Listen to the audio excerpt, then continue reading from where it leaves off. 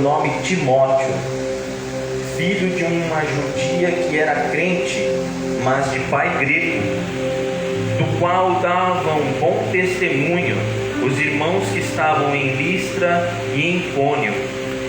Paulo quis que este fosse com ele, e tomando-o circuncidou, para a causa dos judeus que estavam naqueles lugares, porque todos sabiam que o seu pai era grego.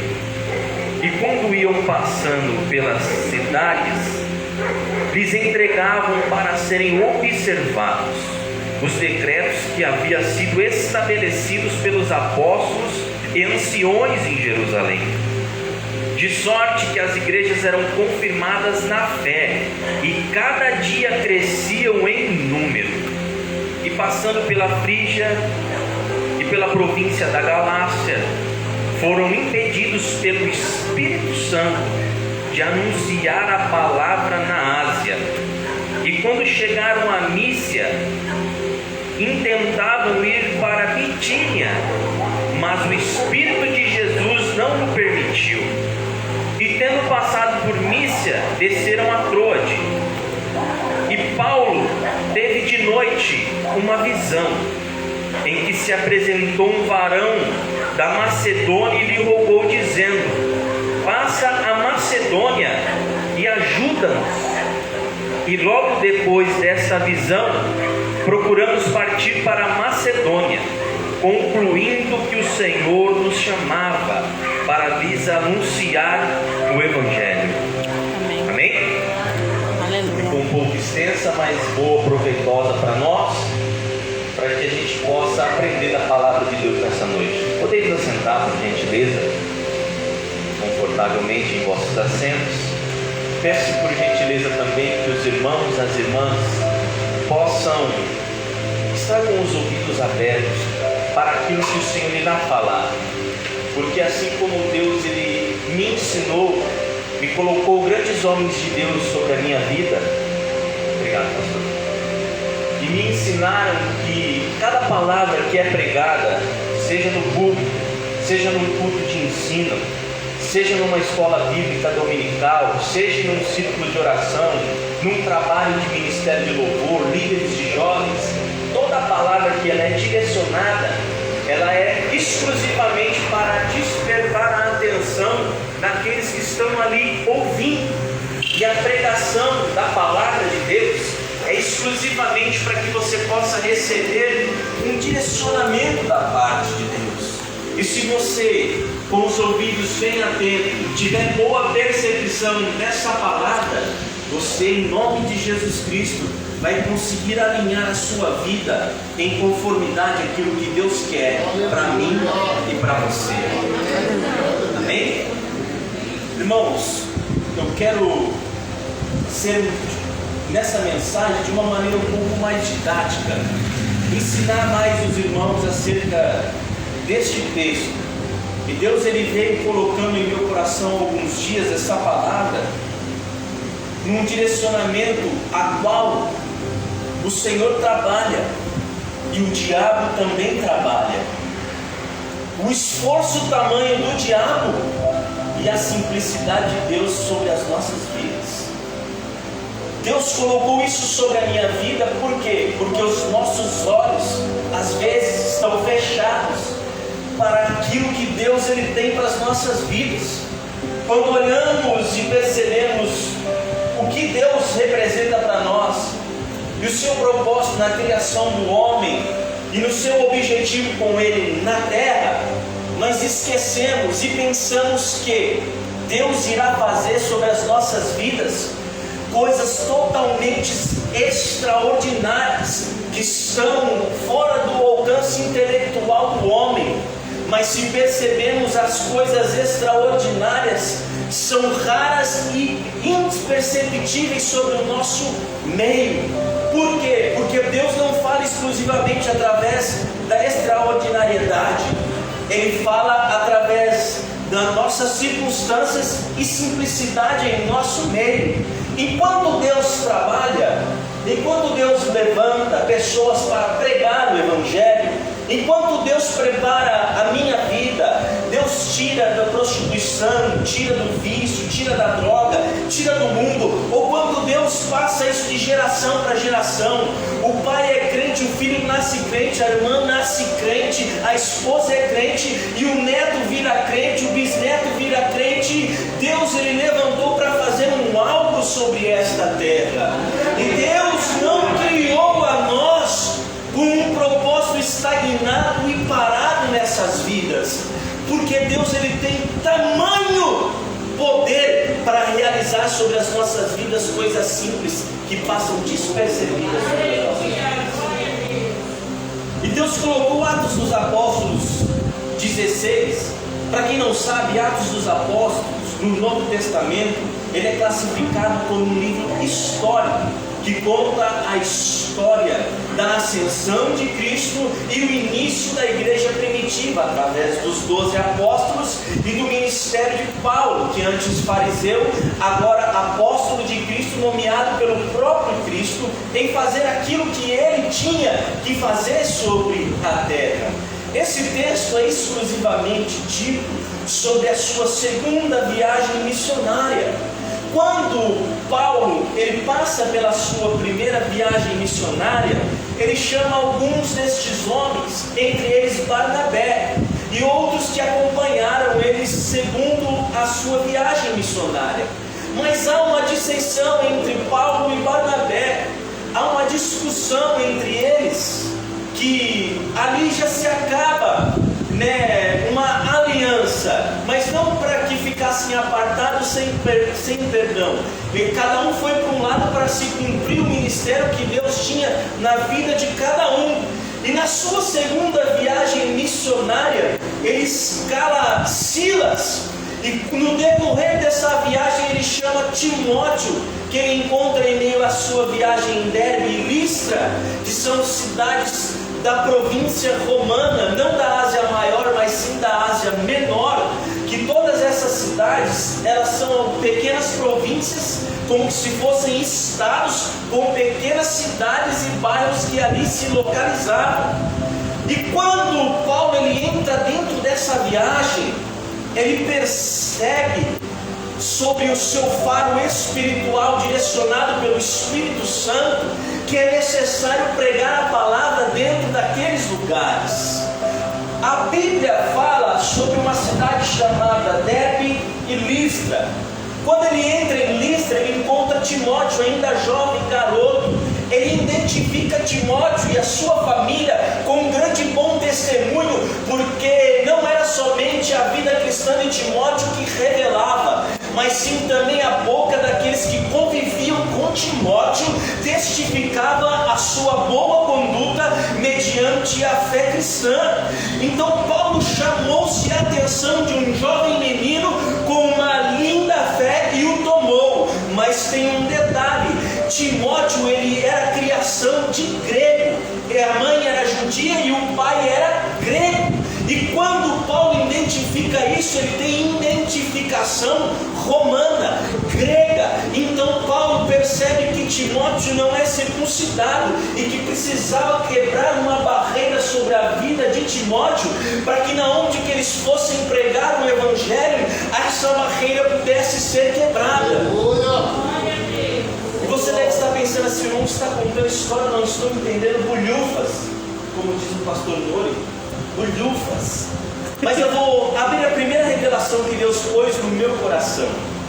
Segundo a viagem missionária que Paulo fez, ele encontrou um jovem, e dentro dessas cidades onde Paulo iria entrar, existia muita população judaica, muitas pessoas que eram adeptos ao judaísmo.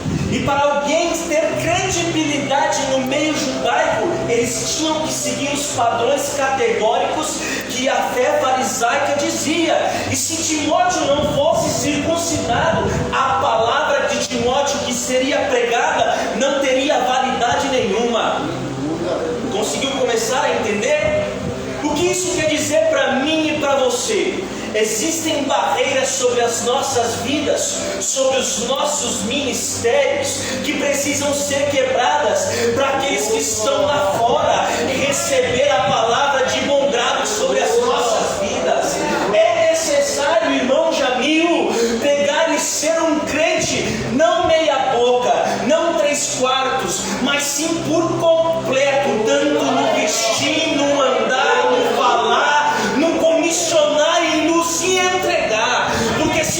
tiver entrega, não tem como acontecer as coisas que Deus vai fazer no projeto missionário.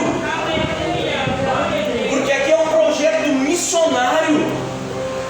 E quando eles começam a pregar a palavra dentro dessas cidades, Paulo, ele é impulsionado pela vontade, o desejo de fazer a obra, como nós todos temos, em pregar na Ásia.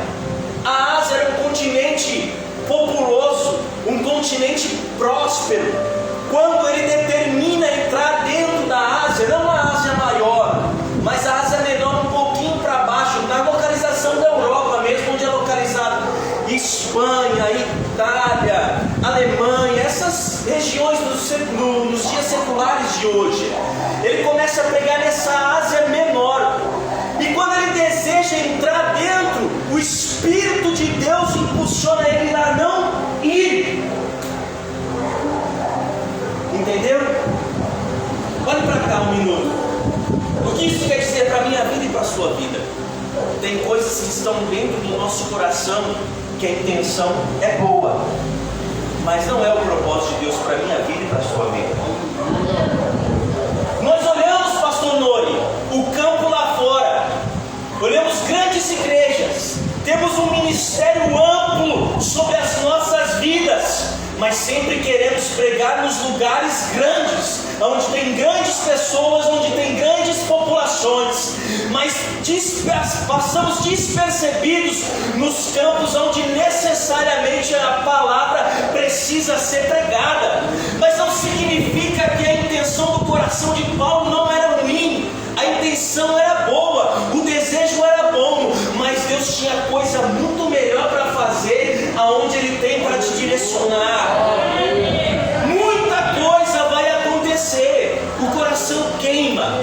Nós que temos uma chamada, você que ama a Deus e recebeu a sua chamada com convicção e diz: não, hoje eu sou um soldado de Cristo, assim que Deus quiser me enviar eu vou. O desejo queima no teu coração, a vontade arde no teu coração. Quando você respira de manhã cedo, se você não abrir a tua boca para dar um glória a Deus e dizer obrigado meu Deus por mais um dia, tem alguma coisa errada acontecendo contigo. Se o teu desejo não está estimulado para com as coisas do reino de Deus, tem alguma coisa errada com a sua vida. Por quê? Porque se você não tiver o desejo queimando no teu coração, as coisas que Deus tem para a tua vida, elas não vão acontecer. E tem coisas que o desejo no nosso coração é tão grande, tão forte, que mesmo assim não é para você fazer. Deus está falando com alguém aqui hoje. Tem projetos no teu coração que você colocou. É bom, aos seus olhos é bom, mas ainda não é o tempo de se concretizar nessa época. Ainda não é o tempo de se cumprir aquilo que você está com necessidade dentro do teu coração. E quando Paulo ele começa a andar junto com Timóteo e Silas no meio dessa segunda viagem missionária, no começo eles tentam ir para outras cidades. E quando chegaram, passando pela Frígia e pela província da Galácia, foram impedidos pelo Espírito Santo de anunciar a palavra na Ásia. E quando chegaram a Mísia, tentaram ir para Bitínia, mas o Espírito de Jesus não nos permitiu. Percebam algo: tem gente que é teimosa, tem gente que é turvão. Mesmo o Espírito Santo falando, ele não consegue conter. Aí a palavra vai dizer que eles tentam novamente descer para um outro lugar. Em vez de vir o Espírito Santo, a palavra vai dizer bem clara: mas o Espírito de Jesus não lhe permitiu. Sabe o que é isso aqui? Sabe o que é isso daqui? É Deus se mostrando presente na minha vida e na tua vida, dando livramento para onde você quer pôr sua mão. Igreja fundamentada é a igreja que ouve a voz do o Espírito Santo. Aí mas você vai dizer na sua cabeça assim agora: mas Jesus e o Espírito Santo não são um só? São um só, três em um, mas cada um com funções diferentes. O Espírito era para manifestar a glória de Deus, consolar o teu e o meu coração. Mas Jesus tem o papel de quê? De salvar, porque a primeira foi um aviso pelo Espírito Santo que habita no meu e no teu coração, te dizendo como se fosse um alarme: ei, não é o caminho para você seguir. Mas quando Jesus entra na cena, é já logo para dar um livramento e dizer: não, eu sou a salvação, eu sou o caminho que te conduz à salvação. Então haveria alguma coisa que poderia acontecer com Paulo, Silas e Timóteo, e o amado médico que nessa passagem que narra esse texto estava com eles, chamado Lucas. Mas o trabalhar de Satanás em meio aos desejos do nosso coração é feroz. Ei, escute isso aqui. Quando nós identificamos alguma coisa, a nossa vida ela fica muito exposta. Nós temos o desejo de fazer um algo, e nós temos o costume de dizer: pastor, eu vou pegar e vou fazer um projeto missionário lá na Brasilândia, nas periferias e nos bairros mais carentes. Falei com o pastor. Daqui a pouco eu chego no pastor: pastor, eu vou fazer um chamado missionário na Brasilândia, resgatando drogado e tal. Falei. Vou e falo para metade da igreja. Estou entusiasmado em fazer isso. Aleluia. Mas percebe que toda vez que você abre a tua boca, sempre tem alguém direcionado pelo Satanás para tentar impedir você fazer aquilo. É, Deus. Sempre tem, sempre tem. E o diabo ele é tão perspicaz e tão inteligente que ele não pode entrar na nossa mente, mas ele pode ler a nossa linguagem corporal. Ele pode perceber a ação do seu rosto. O diabo sabe quando você está feliz. O diabo sabe quando você está triste. O diabo sabe quando você fez coisa errada. O diabo sabe quando você está com um desejo no teu coração de fazer algo para Deus. Você está entusiasmado em demonstrar. Paulo estava totalmente entusiasmado em demonstrar a obra que Deus tinha sobre a vida dele, e Satanás estava observando a obra de Paulo para tentar impedi-lo. Sabe o que se chama isso? Como é que se chama? Ansiedade em fazer as coisas precipitadamente. Quando há precipitação, você pode ter certeza que vai ter um trupicão lá na frente. Você trupica porque não tem discernimento sólido para entender aquilo que Deus ele quer para a sua vida. Meu irmão Miqueias, tem muitos que olham para as pessoas e logo de cara identifica. Se eu ver você triste, eu vou identificar que você está triste. Meu irmão Miqueias, por que você está triste? Por causa disso, disso, disso.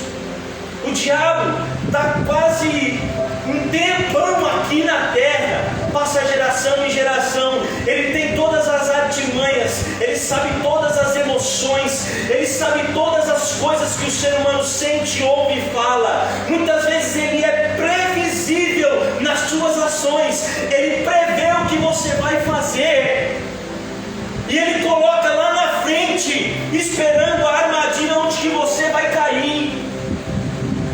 E a palavra vai dizer que Deus ele nunca desampara os seus servos.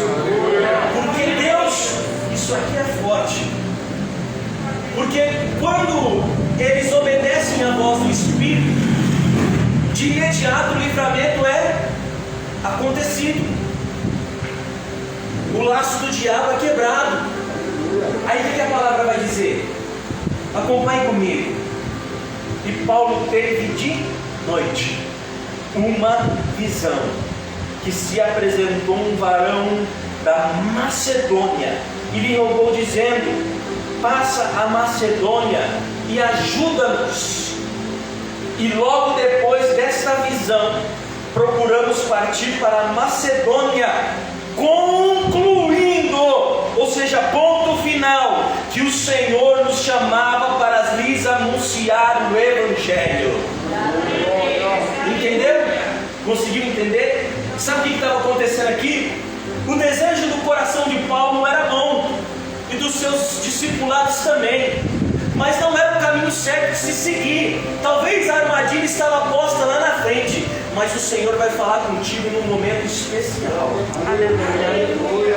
O Senhor vai falar contigo num momento especial, no momento de comunhão, no momento que a sua vida estiver em relacionamento vivo, expresso com Deus. Por quê? Porque Deus jamais vai direcionar alguém sem um propósito definido, não para a glória de Paulo, não para a glória de Silas, não para a glória de Timóteo ou Lucas, pastor Milton ou de vocês, exclusivamente para a glória dele. Nada é para minha glória e para a tua glória.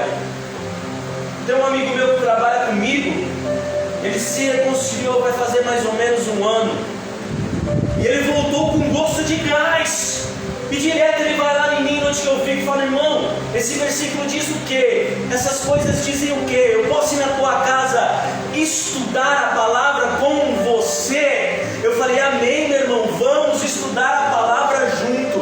E ele estava me dizendo como que ele poderia pregar uma palavra, e eu disse para ele: irmão, a primeira coisa que você tem que ter dentro do teu coração, quando você perceber que a mensagem que você prega, ela não é tua, mas sim de Deus, para falar com o povo, aí você pode descansar o teu coração, porque o instrumento é você, mas quem vai tocar a obra é Ele.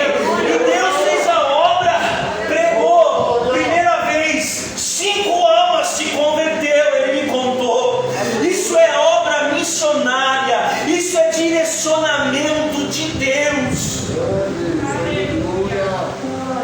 E quando a gente tem direcionamento de Deus, acontece alguns fatores que no decorrer do texto nós não lemos, mas Paulo ele vai descer, ele vai passando, onde ele entra na cidade de Troade.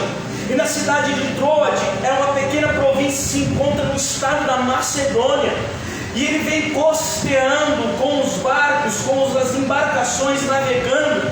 Depois ele entra em Samotrácia e para em Neápolis. E daí eles vão para Filipos, que é a primeira cidade desta parte da Macedônia.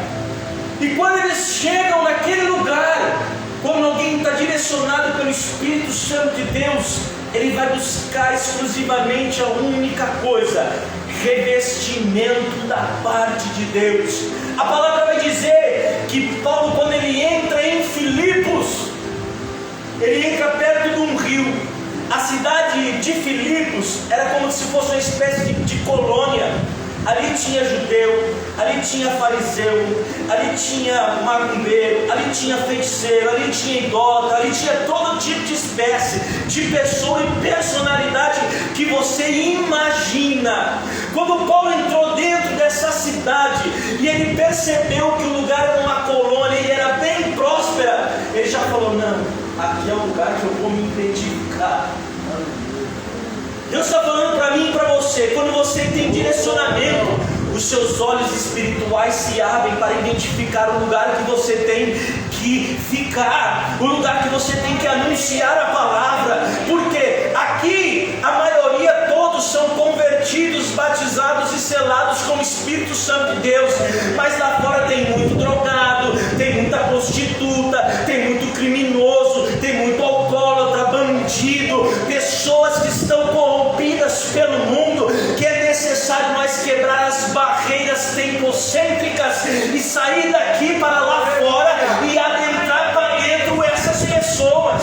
E quando alguém tem direção do Espírito Santo de Deus, ele se reveste. A palavra vai dizer que quando eles entram dentro desta colônia, eles entram dentro dessa cidade e vão para procurar um lugar de oração. De costume naquela época, entenda isso aqui, de costume naquela época, não tinha congregação, não tinha templo, porque o Império Romano era um império opressor. opressor que caçava a igreja primitiva, aqueles que pregavam a Cristo, eram torturados, açoitados, humilhados. Era proibido falar o nome de Jesus de Nazaré. Era proibido. Então eles pegavam, saíam das cidades para poder procurar os lugares de oração, no meio dos vales, nos meios dos montes, para poder colocar, a sua revitalização em dia. Eles saíram à beira do rio para procurar um lugar de oração, e quando eles estavam na beira do rio, tinha um grupo de mulheres, porque naquela época as mulheres usavam o rio para lavar as roupas. Elas usavam aquele lugar para poder manter as coisas de casa alinhadas, lavar louça, lavar roupa, fazer as coisas dos utensílios domésticos que tinham. Ele tinha um grupo de mulheres. E quando você está direcionado, você não precisa falar muita coisa, porque a palavra vai dizer assim, e no dia de sábado saímos fora das portas, para a beira do rio, onde julgávamos ter lugar para oração, e assentando-nos falamos às mulheres que ali se ajuntaram, e uma certa mulher chamada Lídia, vendedora de púrpura da cidade de Tiatira, e que servia a Deus, nos ouviu, e o Senhor lhe abriu o coração para que estivesse atento ao que Paulo dizia. Porque era como se fosse uma espécie de reunião, não é como nós fazemos aqui. Quando nós oramos, nós saímos da nossa casa, dobramos o nosso joelho e fazemos orações, ajoelhados, cada um no seu canto.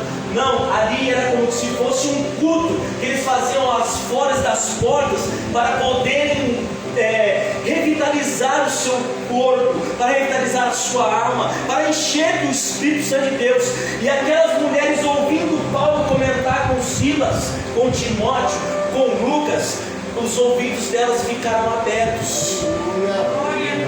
E uma certa mulher chamada Lídia ouviu, porque ela já tinha ouvido falar do Senhor, mas ninguém foi lá e pregou para ela com tamanha convicção como Paulo pregou. E assim ela se convenceu de que o Senhor é Senhor e ela precisava fazer um concerto. Olha isso aqui.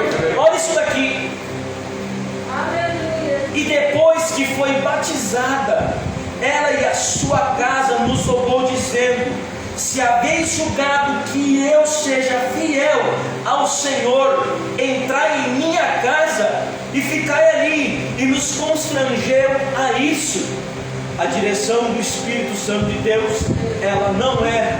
Os homens talvez entraram sem entender nada, caminharam sem poder ter uma direção nenhuma, e eles falaram: não, peraí, mas se o Espírito Santo de Deus falou, alguma coisa vai acontecer. Não tinha lugar para acampamento, não tinha lugar para pousada, não tinha dinheiro suficiente para se manter, mas quando Deus usa o vaso para pregar, a provisão do céu vem, as coisas certas vêm. Já arrumaram lugar para pousar, preste bem atenção, na viagem missionária, lugar para pouso e descanso.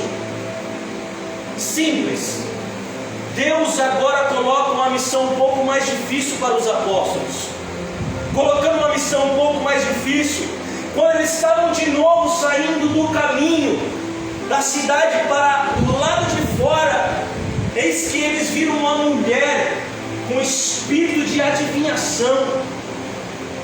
E aconteceu que, indo nós à oração, nos saiu ao encontro uma jovem que tinha um espírito de adivinhação, a qual, adivinhando, dava grande lucro aos seus senhores.